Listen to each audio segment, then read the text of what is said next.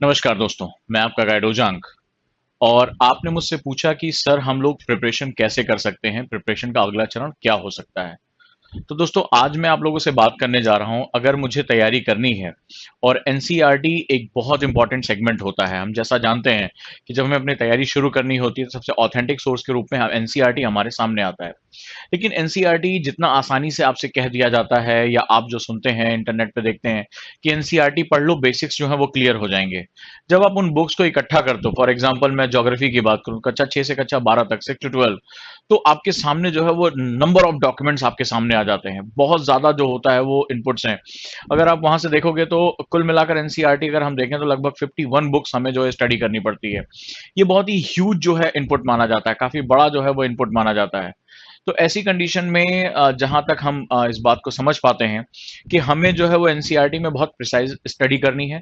साथ ही साथ हमें जो एनसीईआरटी पढ़ रहे हैं, कोई गारंटी नहीं कि जब आप उसको पढ़ रहे हैं तो आपकी अंडरस्टैंडिंग उसी तरह डेवलप हो पाए। यानी आपको बिटवीन द लाइंस पढ़ने की एक आदत होनी चाहिए। बिटवीन द लाइंस का मतलब हुआ कि जहां पर आप जो चीजें लिखी गई हैं, जो चीजें आपको बताई जा रही हैं, उनके आप बेस पे आप उनकी अंडरस्टैंडिंग कैसे कर सकते हो, उसको अप्लाई पार्ट के साथ कैसे लेकर जा सकते हो। यानी एनसीईआरटी को सिर्फ कह देना कि आपके लिए बहुत आसान है, ये उतना आसान नहीं है। तो इसी को देखते हुए मैंने एक एनसीईआरटी आंदोलन शुरू किया है, जहां पर उसके प्रति एक जो है अवेयरनेस जो है वो फैलाना है। मेरी पूरी टीम लगातार इस पर प्रयास करे और आज उसी के अंतर्गत मैं ज्योग्राफी पे आपसे बात करूंगा, 6th क्लास की एनसीईआरटी। पहली बात तो यहाँ दो मेथड हैं, हम नई पढ़ें या पुरानी पढ़ें। तो अगर मैं ज्योग्राफी जैसे सब्जेक्ट की बात करूं तो आप हमेशा जो है नई एनसीईआरटी को प्रेफर करें, क्योंकि जो अभी ओरिएंटेशन है क्वेश्चंस का वो एक अलग तरीके से आ रहा है। वहां पर एनवायरमेंट के कंसर्न्स जो है वो ज्यादा है, अप्लाइड पार्ट ज्यादा है। तो ऐसी कंडीशन में नई एनसीईआरटी आपके काम करेगी। दूसरा, कई बार लोग जो है वो 9 से लेकर 12 तक पढ़ते हैं। उन्हें लगता है कि 6, 7, 8 तो बहुत छोटी है, बेसिक है, बच्चों की तरह हमें उसमें नहीं पढ़ना है। बट यही सबसे बड़ी मिस्टेक हो जा रही है। यूपीएससी प्री में जो क्वेश्चन आ रहे हैं वो 6, 7, 8 क्लास की एनसीईआरटी से ज्यादा आ रहे हैं। वो डायरेक्टली वहां से उठाकर जो है वो क्वेश्चन कर रहे हैं, क्योंकि इस तीनों एनसीईआरटीज में वो इंटरडिसिप्लिनरी अप्रोच क्रिएट किया गया है, जहां एनवायरमेंट और ज्योग्राफी को मिक्स करके पढ़ाया गया है। और इसी तरह के क्वेश्चन हमें यूपीएससी में देखने को मिल रहे हैं। तो आइए आज मैं आपके सामने जो है वो एक प्रेजेंटेशन दे रहा हूं। उस प्रेजेंटेशन में जो सबसे इंपॉर्टेंट सेगमेंट है, और वो है आज मैं 6th क्लास की एनसीईआरटी आपसे डिस्कशन करूंगा। अब इस 6th क्लास की एनसीईआरटी में मैं आपको ये बताऊंगा कि हमें मिनिमम टाइम में कौन कौन से चैप्टर्स और कौन कौन सी हेडिंग्स और कौन कौन सी सब हेडिंग्स पढ़नी है। यानी जो मेरा एक्सपीरियंस है इस चीज को पढ़ाने का, उस चीज के हिसाब से आप केवल उतनी ही चीजों को पढ़ें जो कि बहुत इंपॉर्टेंट है। यानी 6th क्लास की एनसीईआरटी में मुझे यही चैप्टर का यही टॉपिक ही पढ़ना है, यही हमारा प्रयास रहेगा। तो चलिए दोस्तों, आज हम 6th क्लास की एनसीईआरटी पे बात करते हैं। बेसिकली 6th क्लास की एनसीईआरटी पढ़ते समय जो पहली एक इंपॉर्टेंट बात होगी, ये एनसीईआरटी आपकी अंडरस्टैंडिंग के लिए बहुत जरूरी है। इसलिए भी क्योंकि ये आपकी ज्योग्राफी का बेस बनाता है। बिना इस क्लास को पढ़े हुए आप ज्योग्राफी के बेस को उतने अच्छे तरीके से अंडरस्टैंडिंग नहीं कर पाएंगे। जैसे फॉर एग्जांपल मैं यहाँ पे लैटिट्यूड और लॉन्गिट्यूड यानी अक्षांश और देशांतर की बात करूं, तो ये तो आप जो है वो ऊपरी क्लास में ही पढ़ पाओगे। लेकिन यहाँ पर कुछ एग्जांपल्स अच्छे दिए हैं। वो एग्जांपल जैसे मान लो जो है वो नक्षत्रों के बारे में, ध्रुव तारे के बारे में। और मैंने देखा है कि प्री में डायरेक्टली वहां से क्वेश्चन डायरेक्टली उठाकर रख दिया है। कई बार जब जिन चीजों को नेग्लेक्ट कर देते हैं बहुत आसान मान के, वो कई बार हमारे लिए बहुत मुसीबत पैदा कर देते हैं। तो अब मैं इस प्रेजेंटेशन में आपको बताने जा रहा हूं। आप चाहे तो अपनी जो है वो एनसीईआरटी की बुक्स में इसको मेंशन कर सकते हैं, हमें कैसे पढ़ना है और इसको क्या लेकर आना है। पहली बात, जो हमारा पहला टॉपिक है सौर मंडल में पृथ्वी, यानी कि जो अर्थ इन सोलर सिस्टम। तो जो सोलर सिस्टम में अर्थ के बारे में बात हो रहा है, हम सबसे पहले यहां टॉपिक लेंगे। इसमें हमें सबसे पहले हमें सोलर सिस्टम यानी सौर मंडल के बारे में पढ़ना है। दूसरा, पृथ्वी और चंद्रमा के बारे में पढ़ना है, इंपॉर्टेंट है। क्षुद्र ग्रह यानी एस्ट्रॉइड्स के बारे में जो हम लोग कहते हैं, मीटियोर्स जो हमारे पास होते हैं, एस्ट्रॉइड एंड मीटियोर्स, इसके बारे में पढ़ना। ये इस साल के लिए बहुत इंपॉर्टेंट है। लगातार इस तरह के जो इम्पैक्ट्स हमारे यहाँ देखने को मिल रहे हैं। और उल्का पिंड जो है वो उसके बारे में हमें पढ़ना है। राइट, तो आपने एस्ट्रॉइड बेल्ट के बारे में पढ़ा। इसके बाद आप मीटियोर्स के बारे में, जो बहुत ही छोटे यानी क्षुद्र ग्रहों से भी एक छोटा पार्ट होता है जो हमारी पृथ्वी पर लगातार गिरता रहता है। एक्चुअली इसके क्वेश्चंस कई बार आ भी चुके हैं पहले। जैसे टूटता हुआ तारा, हमें उसको हम लोग क्या बोलते हैं, उल्का पिंड जो होता है वो जब हमारी पृथ्वी के वायुमंडल में प्रवेश करता है तो वो टूटता हुआ यानी शूटिंग स्टार के रूप में दिखाई पड़ता है। फिर एक बार क्वेश्चन पूछा गया, जो शूटिंग स्टार होता है वो वायुमंडल की किस पेटी में यह फेनोमेनन पाया जाता है, यानी ट्रोपोस्फियर में, स्ट्रेटोस्फियर में, मेसोस्फियर में या एक्सोस्फियर में। तो आपको ये पता होना चाहिए लीजिए ये जो शूटिंग प्रोसेस होता है वो मेसोस्फीयर यानी मध्य मंडल में पाया जाता है। तो इसीलिए ये बहुत इंपॉर्टेंट होता है, यानी इस चैप्टर में सिर्फ आपको 4 हेडिंग पढ़नी है, ये आपका काम बहुत आसान हो गया। आप कुछ जो है वो थोड़ा सा समय में लगाकर आप आसानी से उसको पढ़ सकते हैं। आइए, 6th क्लास की एनसीईआरटी में जो हमारा सेकंड चैप्टर है वो है ग्लोब, अक्षांश एवं देशांतर, यानी ग्लोब के बारे में, अक्षांश एंड देशांतर यानी लैटिट्यूड एंड लॉन्गिट्यूड। तो जो हॉरिजेंटल लाइंस होती हैं they are known as latitudes, और जो वर्टिकल लाइंस होती हैं they are known as longitude. Basically इस जो क्लास का पर्पस है वो बहुत ही बेहतरीन क्लास का पर्पस है।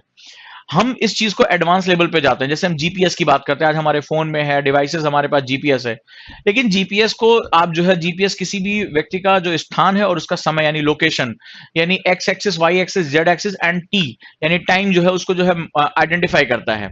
तो हमें इसके लिए बेसिकली अक्षांश और देशांतरों की जरूरत पड़ती है, यानी कि लैटिट्यूड और लॉन्गिट्यूड। अक्षांश में से कुछ बहुत ही इंपॉर्टेंट इस टॉपिक में दिया है, पृथ्वी के ताप कटिबंध, यानी कि जो इम्प्रेड जो है वो जो इंपॉर्टेंट जो हमारे लैटिट्यूड्स हैं, जैसे 0 डिग्री 22.5 नॉर्थ, 22.5 जो है वो साउथ, इसी तरह 66 जो है 0.5 का जो हमारा नॉर्थ और साउथ है। तो ये हमारे जो ताप कटिबंध, और इसके बीच में हमारे 3 ताप कटिबंध दिखाई पड़ते हैं। एक हमारा जो कर्क रेखा और मकर रेखा के बीच में, ट्रॉपिक ऑफ कैंसर और कैप्रिकॉन के बीच में हमारा टॉरेट जोन होता है, इसको उष्ण कटिबंध बोलते हैं। उसके बियॉन्ड हमारा जो है टेम्परेट यानी शीतोष्ण कटिबंध, और सबसे ऊपर हमारा फ्रिजिड यानी शीत कटिबंध पाया जाता है। ये बेसिक कटिबंध जो होते हैं, ये जो हमारे जोन होते हैं, ये हमारी पूरी जो क्लाइमेटोलॉजी, हमारी पूरी लाइफ, हमारा कल्चरल सेटअप, हमारा इकोनॉमी, इन सबको जो है डेरिवेट करते हैं। लेकिन स्टूडेंट को यहाँ अपनी एक अंडरस्टैंडिंग डेवलप करके रखनी पड़ेगी कि हमें इसको कैसे पढ़ना है। दूसरा जो देशांतर होता है, यानी कि जो लॉन्गिट्यूडनल यानी खड़ी खड़ी जो पोल टू पोल मैच करता है, वो बेसिकली हमारा जो है टाइम के लिए बहुत इंपॉर्टेंट होता है। तो किसी भी देश का अपना एक जो है वो जिसे कहते हैं कि स्टैंडर्ड टाइम होता है, भारत का भी एक इंडियन स्टैंडर्ड टाइम है 82.5, वो हमारे लिए बहुत इंपॉर्टेंट है। तो इसको हम लोग मानक रेखा के नाम से जानते हैं। इसी का ही एक्सटेंशन थर्ड बहुत इंपॉर्टेंट है, प्री में यहां से क्वेश्चन आया हुआ है, और वो है पृथ्वी की गतियां, यानी जो है वो अर्थ की मूवमेंट। तो अर्थ की मूवमेंट में सबसे पहले अर्थ अपनी जो है वो एक्सिस पे घूमती है, घूर्णन बोलते हैं इसको, और दूसरा परिक्रमण यानी रिवोल्यूशन होता है, रिवोल्यूशन यानी अराउंड द सन। और इसमें हमें 2 इंपॉर्टेंट सेगमेंट देखते हैं, एक अयनांत यानी कि जो हम लोग और विषुव इक्विनॉक्सेस यानी सोलिस्टिस और इक्विनॉक्सेस, ये 2 फेनोमेनन है। इसी बार जो आईएएस प्री हुआ था लास्ट ईयर का, उसमें आपने देखा कि अयनांत यानी 21 जून का क्वेश्चन डायरेक्टली जो है वो यहां से आया है। डायरेक्टली जो है वो, अगर उसका आपने थोड़ा भी पढ़ोगे, मैंने जब इसको क्लास में पढ़ाया था, एज इट इज वो लाइन उठाकर जो है उन्होंने प्री में रख दिया था। अगर आपने पढ़ा है तो उसको डायरेक्टली आप जो है वो टिक मार के आगे बढ़ जाओगे। तो ये जो है वो इसकी सबसे खास बात है एनसीईआरटी की, आपको जो सीधे सीधे क्वेश्चन मिलते हैं। अगला चौथा चैप्टर हमारा जो है मैपिंग को लेकर है, मानचित्रों को लेकर, जिसको हम लोग कार्टोग्राफी भी कहते हैं। तो यहां पर जो इंफॉर्मेशन दी है वो आपके कोई बहुत खास काम की नहीं, you can skip the 4th chapter, आप चौथा चैप्टर छोड़ सकते हैं, इसमें आप समय मत लगाइए। 5th चैप्टर की तरफ बढ़ते हैं। तो 5th चैप्टर में हमारा जो सबसे इंपॉर्टेंट सेगमेंट है पृथ्वी के प्रमुख परिमंडल, यानी कि basically that is one of the most important segment, यहीं से हमारा एनवायरमेंट ज्योग्राफी का बेस बनता है। और 6th क्लास में ही आप जो एनवायरमेंट ज्योग्राफी का एप्लाइड पार्ट है, यानी जो हमारा फिजिकल ज्योग्राफी और एनवायरमेंट ज्योग्राफी जहां मिक्सअप होती है, वो बेसिकली हमारे लिए सबसे इंपॉर्टेंट बन जाता है, यही उसका इंट्रोडक्शन हो जाता है। तो जो हमारे स्फीयर्स हैं, इंपॉर्टेंट स्फीयर्स की हम बात करें तो उसमें सबसे पहले हमारे पास जो है भूमंडल यानी लिथोस्फीयर है। लिथोस मतलब रॉक, जैसे हमारे जो कॉन्टिनेंट्स हो गए। दूसरा हमारा जलमंडल यानी जो हमारा ओशिनोग्राफी है, हाइड्रोस्फीयर के नाम से जानते हैं, तो ओशियंस इसके साथ पार्ट हैं। तीसरा हमारा जो है वो वायुमंडल है यानी एटमॉस्फेयर, और उसके साथ एक चौथा पार्ट जुड़ता है जिसको हम लोग जीवमंडल यानी बायोस्फीयर कहते हैं। बेसिकली ये चारों स्फीयर जो है वो कॉन्टिन्यूअस अमाउंट में एनर्जी और मैटर को एक पॉइंट से दूसरे पॉइंट तक ट्रांसफर करते हैं। और यहां आपको इंट्रो जो है एनवायरमेंट का पहला इंट्रोडक्शन होता है, जो कि आगे चलकर आपकी पूरी फिजिकल ज्योग्राफी का बेस बनता है। अगर आपने इसको स्किप किया तो आप आगे चलकर इस इंटरेक्शन को समझ नहीं पाएंगे, how energy and matter flow from one point to another point. They are not linear concept, ये रेखीय कॉन्सेप्ट नहीं है, दे आर द सर्कुलर, और जो है जिसे हम लोग कहते हैं साइक्लिक कॉन्सेप्ट है, चक्र के रूप में चलता है। तो 5वां चैप्टर एक one of the most important, आप इसको बहुत गहराई से समझोगे ये चीजें कैसे मेंटेन होती हैं। नेक्स्ट वन 6 चैप्टर की बात करें तो पृथ्वी के प्रमुख स्थल रूपों में यहाँ कोर जो है वो ज्योग्राफी का बेस, खासतौर पे जियोमॉर्फोलॉजी भू आकृति का बेस रखा जाता है। तो इंपॉर्टेंट लैंडफॉर्म्स, तो इंपॉर्टेंट लैंडफॉर्म में सबसे पहले माउंटेन है जिसे हम लोग पर्वत कहते हैं, दूसरा पठार है जिसे प्लेट्यू कहते हैं, और मैदान यानी प्लेन्स के नाम से।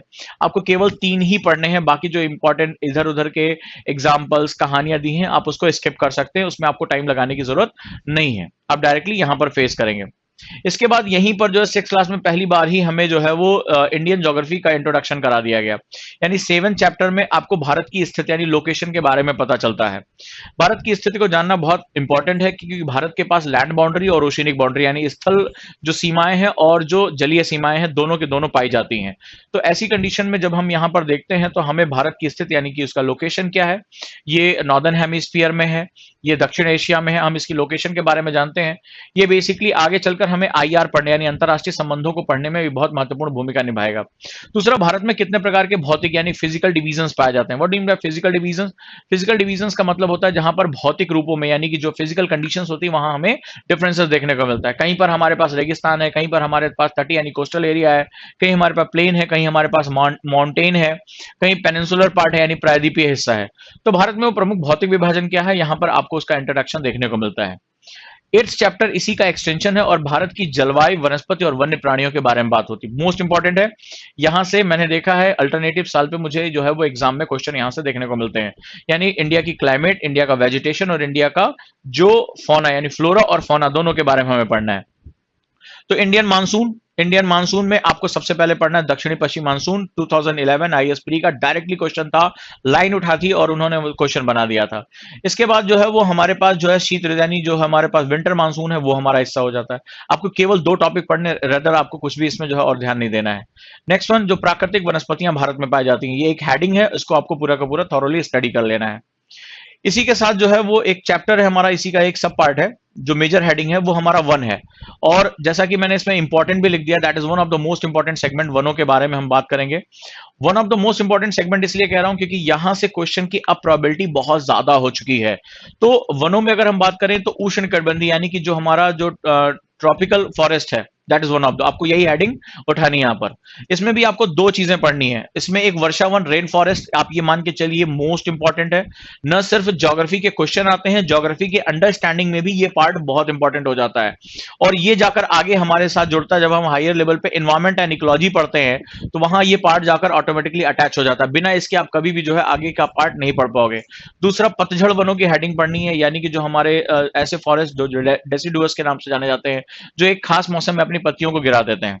तो उष्ण कटिबंध यानी कि जो आपका जो टेम्परेट क्या नाम है, जो उष्ण कटिबंधीय वन है उसके बारे में हमें स्टडी करनी है। अगला है कटीली झाड़ियां, जिसको हम लोग जो है वो थ्रॉनी श्रब्स के नाम से जानते हैं। आपको ये पढ़ना है, बहुत छोटा सा टॉपिक है, यहां पर पढ़ना है। लेकिन लास्ट के जो 2 पार्ट हैं, तो पर्वतीय वन और मैंग्रोव, तो नो डाउट ये हमेशा से यूपीएससी का सबसे ज्यादा एक खासम खास जो है वो टॉपिक रहा है। हर अल्टरनेटिव ईयर्स पे मैंग्रोव वन के टाइप, मैंग्रोव वन क्या होता है, उसकी क्या विशेषताएं होती हैं, क्या खतरे हैं, किस प्रकार की जो है प्रजातियों को संरक्षित करता है, इस पर ये कई बार जो है इस पर क्वेश्चन आ चुका है। तो केवल आपको 2 टॉपिक इसमें पढ़ने हैं, एक पर्वतीय वन और दूसरा मैंग्रोव वन। तो ये जो है वो 6th क्लास की एनसीईआरटी रहा। अगर आप ध्यान से देखेंगे तो पूरी बुक को मैंने गिने चुने टॉपिक्स के अंदर जो है वो कन्वर्ट कर दिया है। यानी आप अगर अपनी तैयारी कर रहे हैं तो केवल इतने ही आप सब हेडिंग्स के साथ जो है उस 6th क्लास के एनसीईआरटी को पढ़ सकते हैं। पढ़ते समय एक बात ध्यान रखिएगा कि पढ़ते समय आपको बीटीएल का बारे में पता होना चाहिए, यानी कि बिटवीन द लाइन के कॉन्सेप्ट आपके पास बहुत अच्छे क्लियर होने चाहिए। यानी कि जो बातें कही जा रही हैं मुझे उसके निहितार्थ यानी उसकी मीनिंग के बारे में पता होना चाहिए।